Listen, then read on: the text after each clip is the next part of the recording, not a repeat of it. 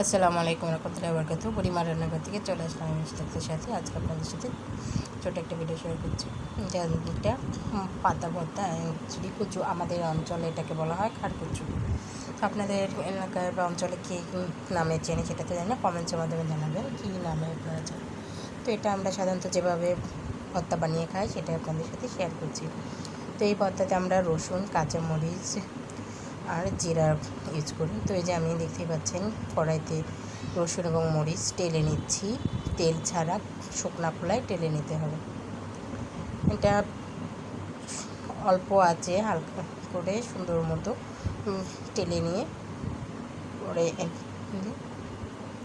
এই শাকটাও টেলে নিতে হবে। এটা আমরা পুরা ডাটা সহকারেই ভর্তা করি, অনেকে আবার শুধু পাতাও খায়, কিন্তু এটা এই শুধু পাতাও ভর্তা খাওয়া যায়।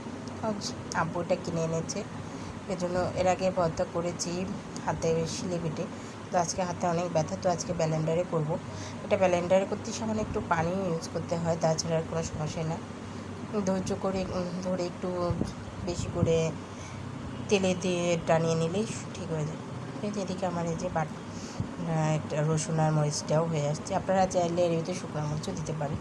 আমি আজকে শুকনো মরিচ দিব না, আমি শুধু আজকে পুরোটাই কাঁচা মরিচের উপরে করবো। সেজন্য আমার রসুন আর মরিচ ভাজাটা হয়ে গেছে, আমি এটা ঢেলে নেব পাত্রে। তো আমি এটা ব্লেন্ডারের পাত্রেই ঢেলে নিচ্ছি একবারে, এটা আমি সুন্দর করে ঢেলে নিচ্ছি। এখন এর ভিতরে আমি ওই খাড়কচু পাতাটা দিয়ে দিব। এটা হাতে মানে শিলে বাটাই বেশি মজা,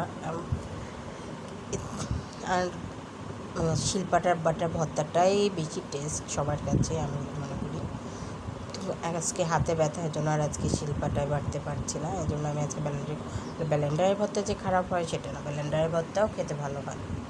তো এই যে আমি পাতাগুলো দিয়ে দিয়েছি, সব ডাটা সহ পাতাগুলি। এখন আমি একটু ঢাকনা দিয়ে এটা ঢেকে নেবো যাতে তাড়াতাড়ি নরম হয়ে যায়, সেই জন্য।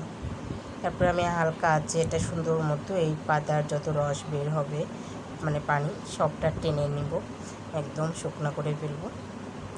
পাতাটা একটু উল্টিয়ে দিই, ঢাকনা দিয়ে ঢেকে দিচ্ছি। আর এটা বেশিক্ষণ লাগে না, আর যদি বেশি তাড়াতাড়ি করতে চান একটু লবণ ছিটিয়ে দিতে পারেন। তো আমিও একটু তাড়াতাড়ি করার জন্য একটুখানি লবণ ছিটিয়ে দিলাম, যাতে তাড়াতাড়ি ডাটা এবং পাতাটা সিদ্ধ হয়ে যায়, সেজন্য। বেশি না, পরিমাণ অনুযায়ী সামান্য লবণ। এই যে, আর আমার ইউটিউব চ্যানেলটা দেখে থাকেন তো সাবস্ক্রাইব করে না, তাদের জন্য বলছি ভিডিও দেখে আপনাদের মতামত জানাবেন এবং শেয়ার করতে বা সাবস্ক্রাইব করতে ভুলবেন না আমার ইউটিউব চ্যানেলটাকে।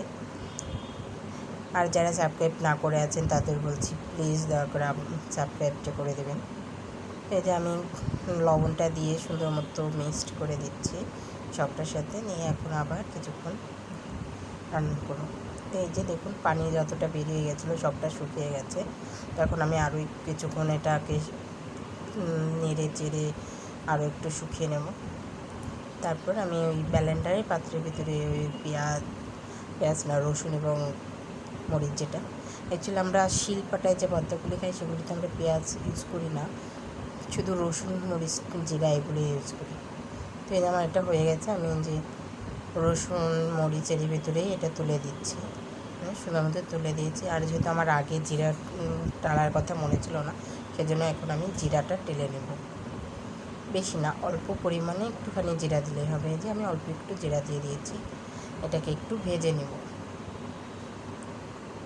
ভেজে দিলে আর কি তাড়াতাড়ি মিক্সড হয়ে যাবে, সেই জন্য। এখন আমি এটার ভিতরে দিয়ে এটাকে ব্যালেন্স করে নেব। আমার সমস্ত উপকরণ রেডি, এখন আমি ব্লেন্ডার করে নিলাম, ঝটপট ব্লেন্ডার করে নিলাম যেহেতু আমার সময় শর্ট। আর কী করুন, দেখুন কত সুন্দর দেখাচ্ছে আর একদম সবুজ সবুজ। আমি পাশের চুলাতে কড়াই বসিয়ে দিয়েছি, চুলা জ্বালিয়ে। এখন এর ভিতরে পরিমাণ মতো তেল দিয়ে দেবো। এটা সয়াবিন তেল বা সরিষার তেল দুটো দিয়েই রান্না করে খাওয়া যায়। তো আমি যেহেতু সয়াবিন তেল দিয়ে করতেছি, কারণ আমার কাছে আজকে বাসায় আমার সরিষার তেলটা শেষ হয়ে গেছে, সেই জন্য আব্বু নিয়ে আসবে আজকালের ভিতরে। তো আমি এই যে সুন্দর করে দিয়েছি, সব মশলাটা দিয়ে দিলাম। এখন এটাকে আমি যে নেড়ে চেড়ে মিক্সড করে নেবো। আর লবণটাও আমি ওই যে তখন দিয়েছি, এই জন্য আমি এখন অল্প একটু পরিমাণে লবণ দেব, যাতে লবণটা ঠিক থাকে। ভিতরে আপনার চাইলে জিরাও দিতে পারেন, তো আমি দিইনি। দেখুন আমার তেলটা একদম শুকিয়ে গেছে, ভর্তা মানে খারকচু পাতা ভর্তা একদম টেনে নিয়েছে। আমি এখন অনেকক্ষণ প্রায় 5 মিনিটের মতো নেড়েছে ভর্তাটা, দেখুন একদম সুন্দর দলা দলা হয়ে গেছে। আর আমার ভিডিওতে একটু ধরার কারণে মানে হাত এদিক ওদিক করার কারণে ভিডিওটা একটু ঘুরে ফিরে গেছে, এই জন্য দুঃখিত। ধৈর্য সহকারে আমার পুরো ভিডিওটা দেখবেন এবং কমেন্টসের মাধ্যমে জানাবেন। আর আমার ইউটিউব চ্যানেলটিকে সাবস্ক্রাইব করতে ভুলবেন না। তো আমার ভর্তাটা হয়ে গেছে, আমি এখন তুলে নিচ্ছি। দেখুন একদম সবুজ সবুজ, কী সুন্দর, আর খেতে এত মজা বলে বোঝাতে পারবো না। আর ছোটো সময় মুরব্বীদের মুখে শুনেছি এই পাতা ভর্তা খাওয়ানো অনেক মজা। তো এই যে তৈরি হয়ে গেল ঝটপট আমার খারকচু একটা ভর্তা। দেখুন কত সুন্দর টেস্টি। আজকের মতো এই পর্যন্ত, আল্লাহ হাফেজ।